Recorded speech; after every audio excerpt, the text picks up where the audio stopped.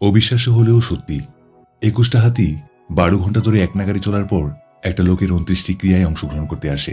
এটা কোনো সিনেমার গল্প নয়, এটা একটা বাস্তব ঘটনা।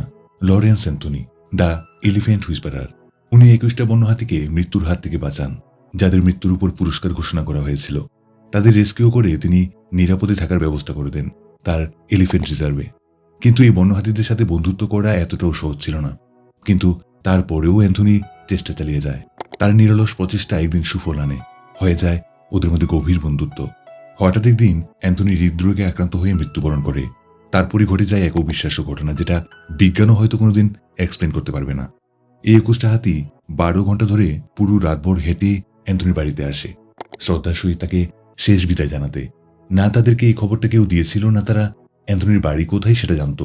শুধু এটাই নয়, প্রতি বছর ঠিক ওই দিনে ওরা অ্যান্থনির বাড়ির সামনে এসে সাইলেন্ট এট্রিবিউট দিয়ে যায়। একেই হয়তো বলে বন্ধুত্ব, যা আজকাল মানুষের থেকেও এদের মধ্যে বেশি দেখা যায়।